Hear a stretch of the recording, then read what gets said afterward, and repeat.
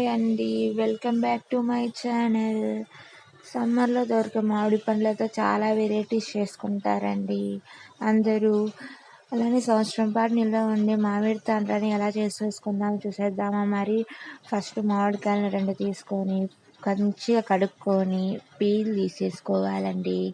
Peel తీసేసుకున్న తర్వాత cut చేసుకోవాలండి, చిన్న చిన్న ముక్కలుగా కట్ చేసేసుకోవాలి. చాలా ఇష్టంగా తింటారండి పిల్లలు.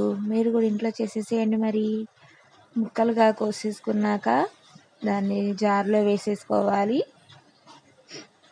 జార్లో వేసేసుకొని మిక్సీ పట్టుకోవాలి. మిక్సీ పట్టుకొని ఫైన్ పేస్ట్ లాగా ముక్కలు ముక్కలుగా ఏమీ లేకుండా తీసుకోవాలి. దాన్ని కళాయిలోకి సపరేట్ చేసుకోవాలి. దగ్గర పడేదాకా తిప్పుతూ ఉండాలి. షుగర్ యాడ్ చేసుకోవాలండి, 100 grams యాడ్ చేసేసుకొని సిమ్లో పెట్టి అడుగంటకుండా తిప్పుతూ ఉండాలి. అప్పుడు మనకి రెడీ అయిపోతుందండి.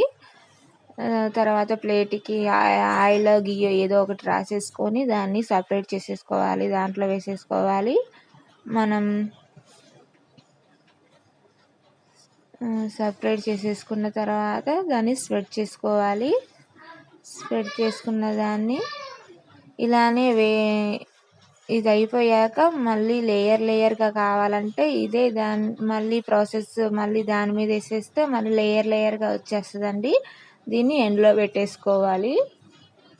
ఇప్పుడు రెడీ అయిపోయింది మామిడి తాండ్ర. దీన్ని కట్ చేసుకుందాం. ఇప్పుడు